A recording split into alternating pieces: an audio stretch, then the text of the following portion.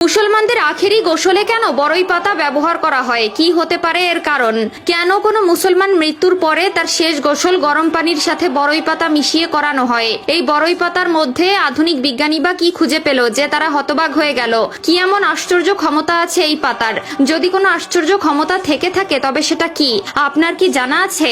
যদি না জানা থাকে তাহলে দেখতে থাকুন এই পুরো ভিডিওটি। এই ভিডিওটিতে আমরা আলোচনা করব কেন একজন মুসলিম মানুষ মৃত্যুবরণ করলে তার শেষ গোসল গরম পানির সাথে বড়ই পাতা মিশ্রিত করে করানো হয় এবং বিজ্ঞান এই কার্য প্রক্রিয়া বিশ্লেষণ করে কেন আশ্চর্য হলো। তাই ভিডিওটি শেয়ার করার মাধ্যমে নিজে জানি এবং অন্যদেরকেও এই বিষয় সম্পর্কে জানাতে তাদের কাছে ভিডিওটি পৌঁছে দেই। প্রিয় দর্শক, মানুষ মারা গেলে কেন গরম পানিতে বড়ই পাতা দিয়ে গোসল করানো হয় তা জানার জন্য ফ্রান্সের একদল বিজ্ঞানী যখন এই পানির পরীক্ষা করলো তখন তারা এমন এক জিনিস খুঁজে পেল, সত্যি তারা অবাক হয়ে গিয়েছিল।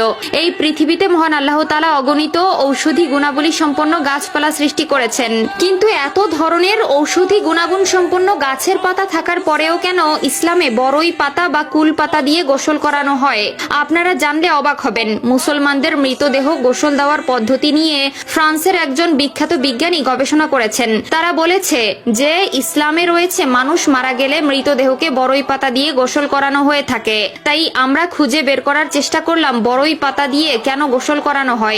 এই বিষয়টি নিয়ে গবেষণা করার জন্য একটি পাত্রের মধ্যে কিছু পানি নিয়ে মুসলমানরা যেভাবে তাদের মৃতদেহগুলোকে গোসল করায় সেভাবে পানিকে গরম করলাম এবং সেই পাত্রে বড়ই পাতা ছিটিয়ে দিলাম যেভাবে মুসলমানরা করে থাকে। বড়ই পাতা দেওয়ার পর পানিকে যখন আরো বেশি গরম করলাম তখন আমরা লক্ষ্য করলাম সেই পানির গরমের তাপের কারণে বড়ই পাতাগুলো পানিতে মিশে গিয়েছে। আরো গবেষণার পর আমরা এই পানিকে আমাদের ল্যাবে নিয়ে গেলাম আর ল্যাবে গিয়ে পরীক্ষা করার পর আমরা এক আশ্চর্য তথ্য পেলাম যা আমাদেরকে হতবাক করে তুলল।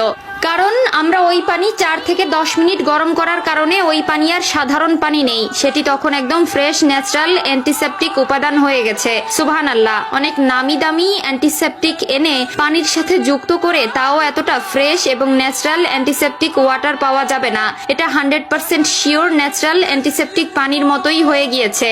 আর এর মাধ্যমে মুসলমানরা এটাই প্রমাণ করতে পেরেছে যে যখন কোনো মানুষ এই পৃথিবী ছেড়ে বিদায় নিয়ে চলে যায় তখন মরার সময়ে অধিকাংশ মানুষ প্রস্রাব পায়খানা করে দেয়, নাপাক অবস্থায় মারা যায়। যখন সাধারণ পানি দিয়ে গোসল করানো হয় তখন তার দেহটি পবিত্র নাও হতে পারে, অর্থাৎ তার দেহে নাপাক থেকে যেতে পারে এমনিতে। কিন্তু বড়ই পাতার মূল উপাদানের মধ্যে এতটা ঔষধি গুণাগুণ নেই, কিন্তু যখন সেটা পানির সাথে সেদ্ধ করা হয় তখন দুটি মিলে সেই পানির ঔষধি গুণাগুণ অনেক গুণ বেড়ে যায় এবং সেই পানিটা 100% অ্যান্টিসেপটিক ক্লিনিং ওয়াটার হয়ে যায়। সেখানে আর কোনো অপবিত্রতা থাকে না। সুবহানাল্লাহ।